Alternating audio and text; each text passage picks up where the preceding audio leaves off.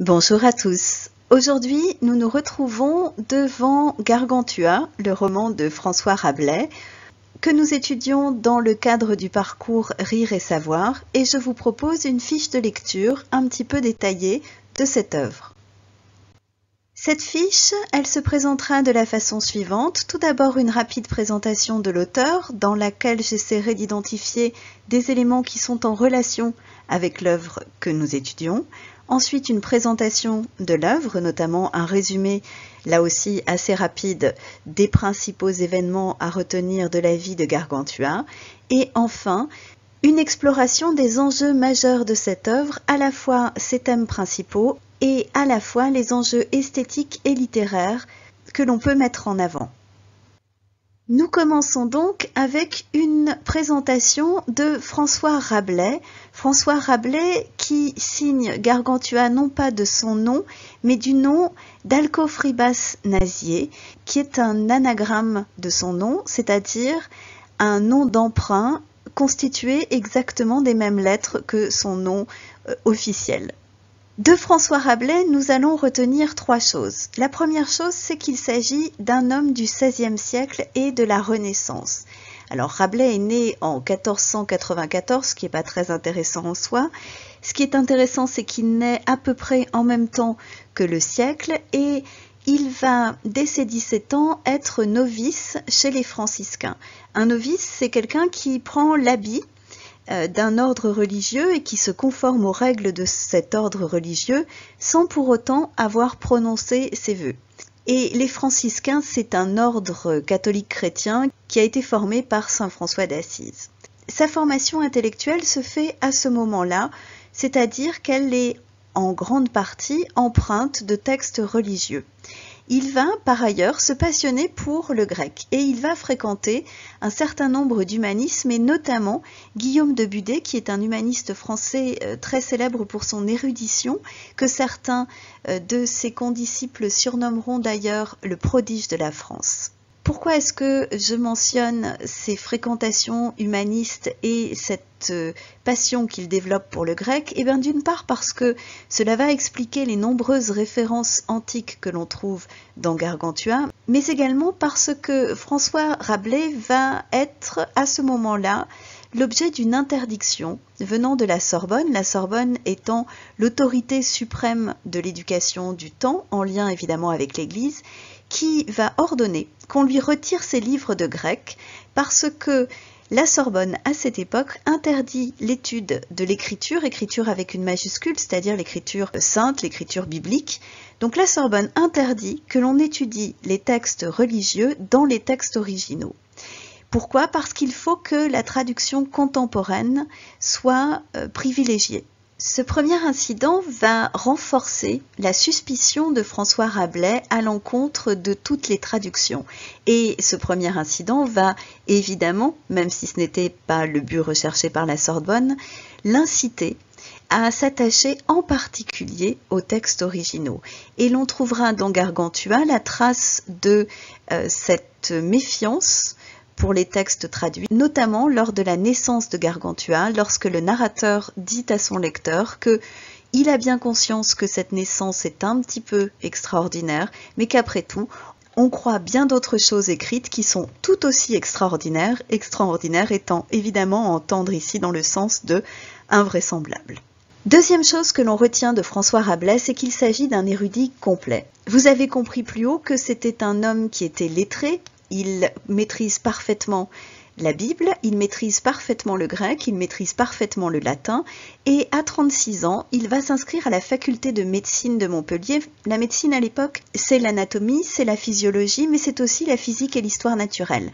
Donc il s'inscrit et la même année, il est reçu bachelier. Cela va l'amener, à partir de 1532, à être médecin à l'Hôtel-Dieu de Lyon, un hôpital qui est administré par l'Église et qui reçoit les indigents et les pèlerins, les gens qui ont très peu d'argent. Donc, à partir de ce moment-là, Rabelais va, parce qu'il est sorti du monde des franciscains, commencer à écrire. Et il va publier son premier roman. Son premier roman, c'est Pantagruel.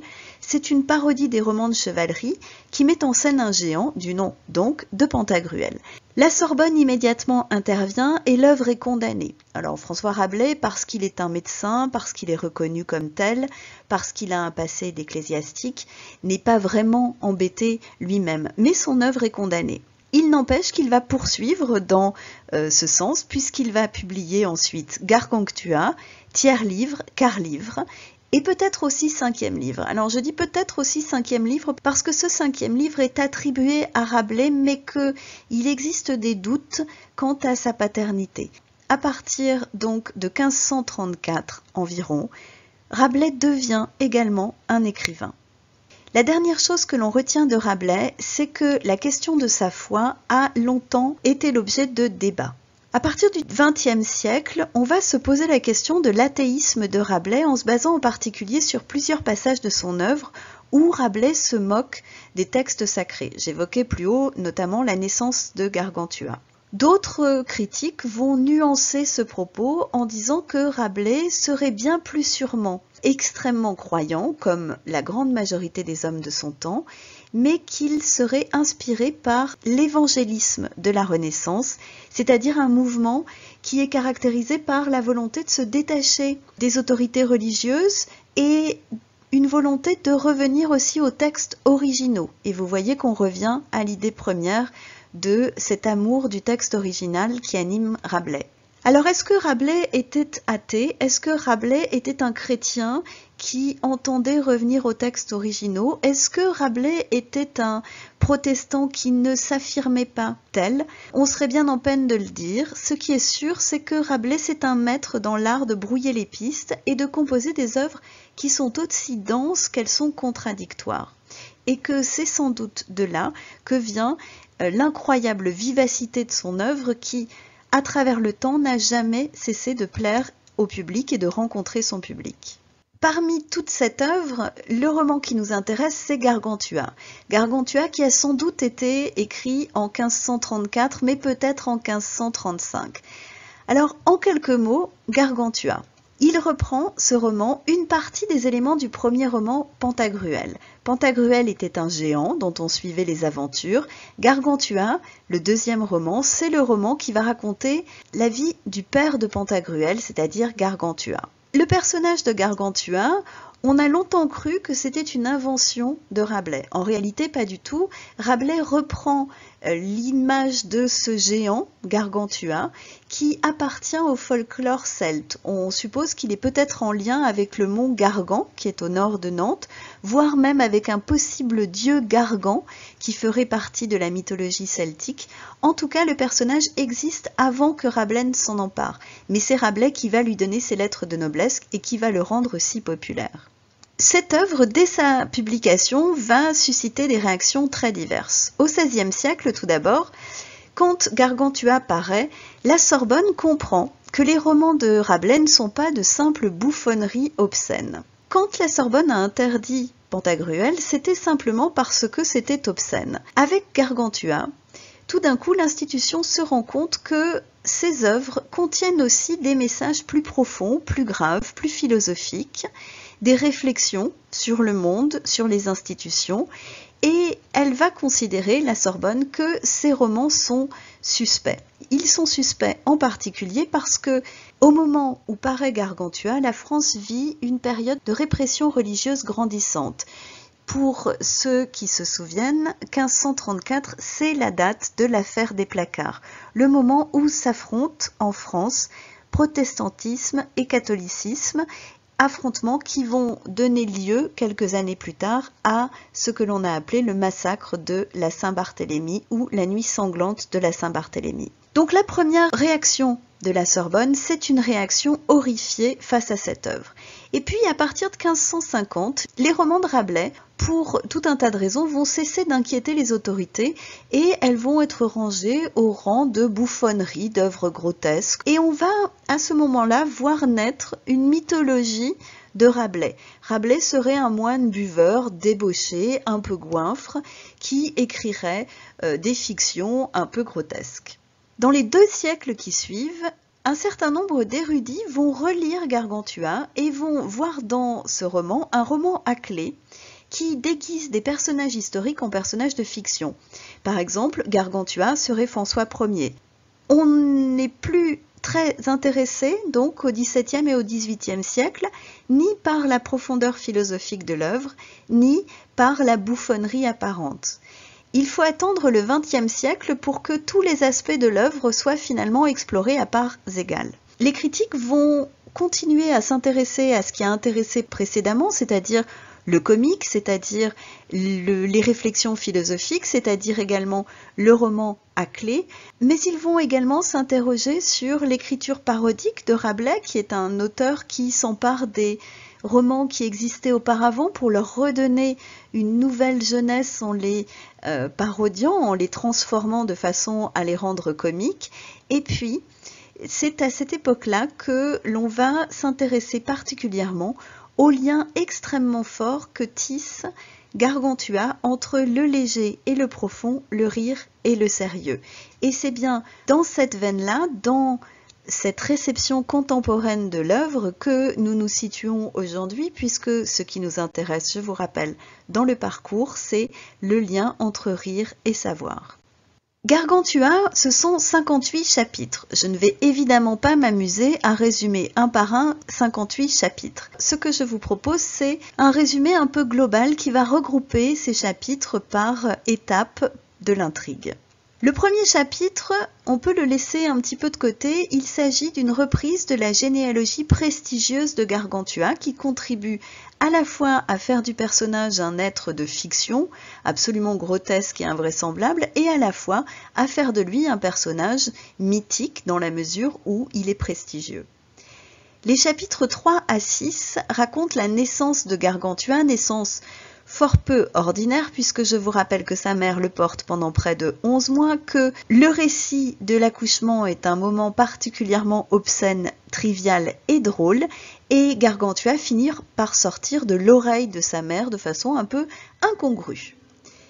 Les chapitres 7 à 14 retracent l'enfance et l'éducation de Gargantua. Gargantua, c'est d'abord ce que l'on appelle aujourd'hui un enfant roi. Il n'a pas de limite, il n'a pas de règles, il grandit comme du lierre. Et puis, à partir du moment où son père va se rendre compte que ce petit garçon fait preuve de beaucoup d'esprit et qu'il faut sans doute l'éduquer, il va être confié à 2 sophistes successivement. Et cette éducation reçue par les sophistes, nous reviendrons un petit peu plus loin dans cette vidéo sur le terme de sophiste, cette éducation donc va faire de lui un sot accompli. Les chapitres 15 à 22 vont faire une digression. Quittant le thème de l'éducation de Gargantua, le roman va s'intéresser à un voyage que ce dernier fait à Paris, voyage plein de bouffonneries durant lequel le géant va causer tout un tas de catastrophes sur son passage. Il suscite évidemment la curiosité des Parisiens, tant et si bien qu'il va se réfugier pour leur échapper sur les tours de Notre-Dame. Pour se défendre de ses poursuivants qui le harcèlent, il va uriner sur ceux-ci, et comme c'est un géant, il va en noyer un grand nombre. Il va ensuite, parce qu'il sera en haut des tours de Notre-Dame et qu'il trouvera les cloches bien jolies, les décrocher pour les accrocher au cou de sa jument. Bon, finalement, il les rend, ces cloches. Il les rend parce qu'on arrive à le convaincre que ce n'est pas très bien que d'emporter comme ça les cloches d'une cathédrale quand on visite un pays étranger. À partir du chapitre 23 et jusqu'au chapitre 24, le roman reprend le thème de l'éducation de Gargantua, mais cette fois-ci, l'éducation est faite par un philosophe humaniste qui s'appelle Ponocrate et qui va faire de Gargantua un homme érudit, sage et savant. Cette éducation, elle est détaillée de façon très précise, elle se fait en douceur et elle concerne à la fois l'esprit, le corps, les sciences et les arts. Des chapitres 25 à 37, le roman développe l'histoire de la guerre picrocolline, qui va éclater pour une histoire de foisse, c'est-à-dire de brioche, que les boulangers du royaume de Picrocole refusent de vendre aux bergers du royaume de Gargantua. Je vous passe tous les événements de cette guerre, mais ils vont conduire Gargantua à quitter Paris et à revenir dans les terres de son père, où il va triompher d'une première bataille. Donc ce sera une victoire pour Gargantua. Et les chapitres 38 à 41 vont montrer comment on fête cette victoire par un repas qui va être l'occasion d'échanges très drôles entre les personnages principaux, d'échanges notamment au sujet des moines. À partir du chapitre 42 jusqu'au chapitre 51, le roman reprend le récit de la guerre qui se poursuit évidemment et montre comment Gargantua va triompher après tout un tas de batailles et d'épisodes rocambolesques. Les chapitres 52 à 57 vont suivre immédiatement cette victoire et il va s'agir du moment où Gargantua va prendre sa première décision d'homme d'État, en quelque sorte, puisqu'il va décider de récompenser l'un de ses hommes, frère Jean, en construisant pour lui une abbaye idéale, l'abbaye de Thélème. Et vous voyez que j'ai mis un point d'interrogation face à l'abbaye idéale parce qu'avec Rabelais, rien n'est jamais simple et cette abbaye idéale, vous le verrez si vous étudiez en détail le passage qui retrace les règles de vie à l'intérieur de celle-ci, qui semble au premier abord extrêmement sérieuse et porteuse de toutes les valeurs humanistes du temps et de l'auteur. En réalité, cette abbaye, c'est aussi sans doute une plaisanterie nouvelle de la part de Rabelais. Dernier chapitre, c'est un chapitre extrêmement obscur, c'est un poème remanié de Melun de Saint-Gelais, qui est un poète de la Renaissance, et ce poème se présente comme une énigme à résoudre, pour laquelle Gargantua et frère Jean ne sont pas très d'accord et pour laquelle le lecteur est invité à prendre position ou d'ailleurs à ne pas prendre position. Voilà très rapidement pour les différentes étapes de ce roman dont vous voyez qu'il est finalement organisé autour d'une trame narrative extrêmement simple. Et nous en venons maintenant à ce qui me semble le plus intéressant, c'est-à-dire les enjeux majeurs de l'œuvre. Alors tout d'abord les principales thématiques. La principale thématique, au-delà de toutes les autres, c'est évidemment l'éducation. Le roman réfléchit à la question de l'instruction, qui est un thème cher aux humanistes, et notamment à Erasme qui va insister sur le fait qu'il ne faut pas négliger l'instruction des enfants. Et cette éducation, dans le roman, elle va mettre en opposition deux types d'instruction. La première, c'est l'éducation scolastique des sophistes.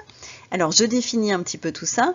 La scolastique, c'est la philosophie enseignée au Moyen-Âge dans les universités. La scolastique fait de l'étude de la Vulgate, c'est-à-dire d'une version latine de la Bible qui a été traduite au IVe siècle, l'une des bases de l'instruction.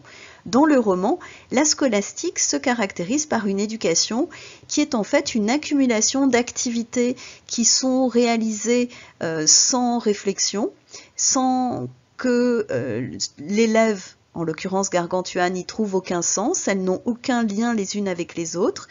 L'élève n'est pas placé en position de réflexion et la parole est souvent vide de sens avec des recours fréquents, notamment aux arguments d'autorité.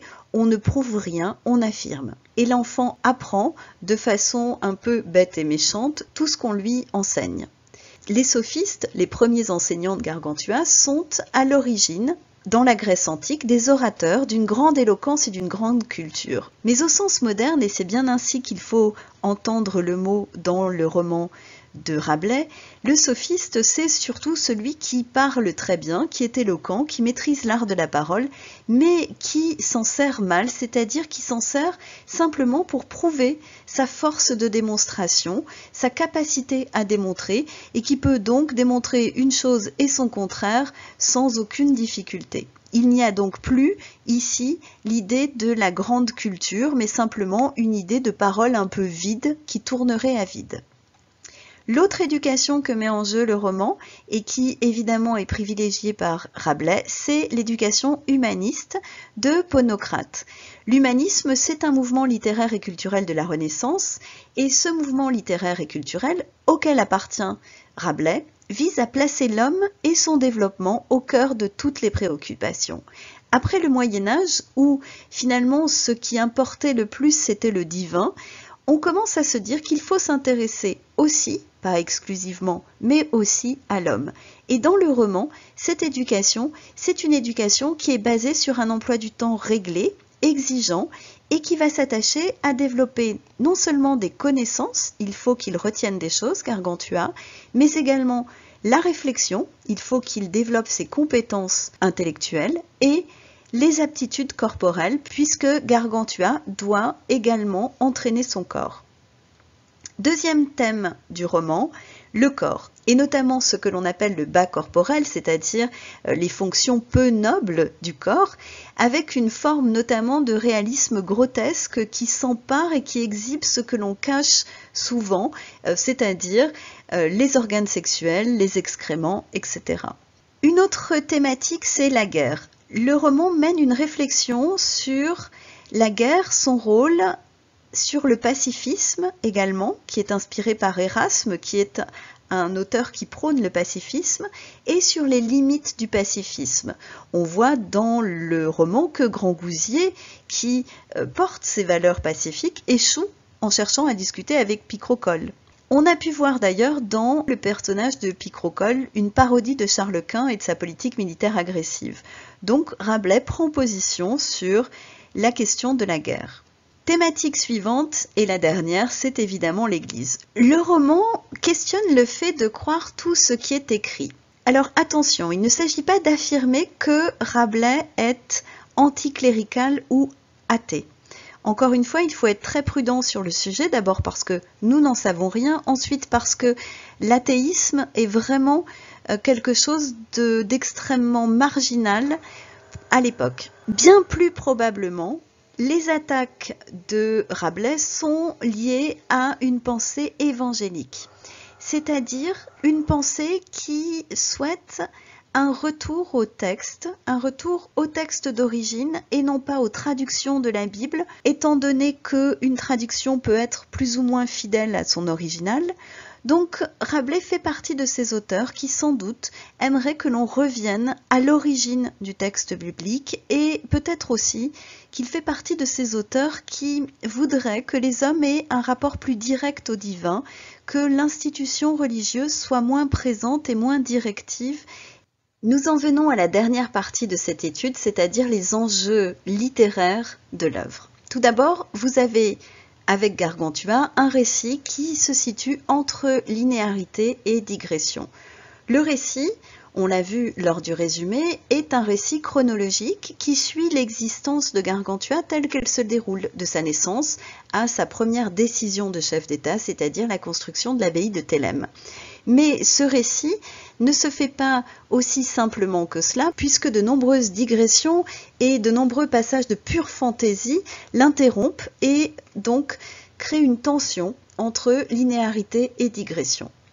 Deuxième remarque, c'est un récit qui est encadré, qui est ouvert par un prologue qui va annoncer que le roman est une énigme à déchiffrer, dont il faut extraire la substantifique moelle. Si vous n'avez pas lu le prologue, je vous invite à le faire puisque cette expression, substantifique moelle, est sans doute l'expression la plus connue de Rabelais, c'est-à-dire qu'il faut chercher derrière le rire, derrière le comique, la profondeur philosophique. Donc un prologue qui annonce une énigme à déchiffrer et un chapitre 58 qui est une énigme à déchiffrer.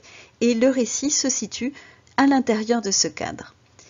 Troisième chose que l'on remarque, c'est un roman qui est structuré autour d'un principe d'opposition. Les oppositions se retrouvent à tous les niveaux dans le roman. Tout d'abord, entre les bonnes et les mauvaises manières. Ensuite, entre la bonne et la mauvaise façon d'éduquer un enfant. Il y a également des personnages qui sont à la fois porteurs de valeurs très positives et de valeurs très discutables. C'est vrai pour Gargantua, c'est vrai aussi pour Frère Jean qui est un joyeux de rille et un compagnon fort agréable mais qui peut aussi se montrer d'une rare violence dans les combats. Il y a également des scènes qui se répondent. Ainsi, les déclarations pacifistes de Grangousier, par exemple, répondent très exactement au joyeux massacre de Frère Jean. Il y a un roman qui emprunte aussi à d'autres genres, puisqu'on a des passages de discours, des passages de poésie, parfois même le roman se transforme en essai, lorsqu'il s'empare d'éléments de la narration pour mener des réflexions qui s'éloignent justement de cette narration.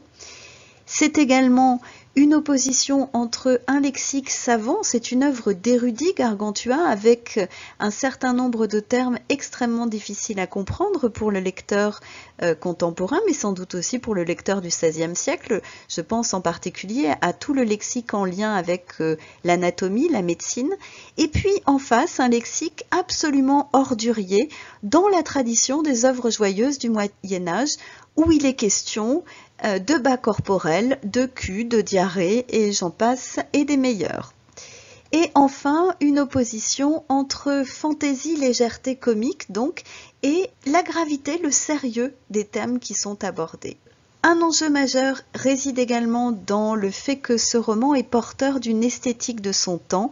Gargantua a deux caractéristiques majeures qui sont celles qui font aimer les romans en son temps. C'est la varietas et la copia. La varietas, c'est la variété, c'est-à-dire que c'est une œuvre qui contient de nombreux éléments.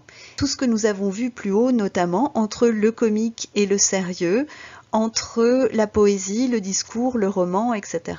La copia, c'est l'abondance. Le lecteur du XVIe siècle est friand de ces deux caractéristiques. Et Rabelais ne s'y trompe pas, qui les propose dans son roman.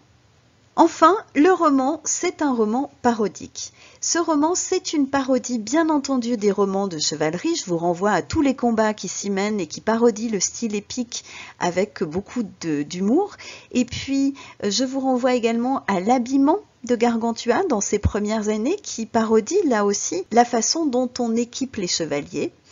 Et c'est également une parodie des chroniques qui retracent la vie des rois en leur attribuant des origines prestigieuses. Ces chroniques, ce sont des ouvrages d'historiens et Rabelais vise en particulier les chroniques de Lemaire de Belge qui va, quelque temps avant la parution de Gargantua, faire paraître un ouvrage qui montre que les rois de France descendraient des Troyens, ce qui évidemment est une erreur historique.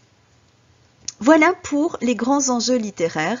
Et voilà pour cette fiche de lecture que j'espère la plus complète possible sur ce roman qui n'en finit pas de dire ce qu'il a à dire et qui, je l'espère, n'en finira pas de vous plaire. Je vous laisse donc retourner à la lecture de celui-ci et je vous souhaite une excellente journée.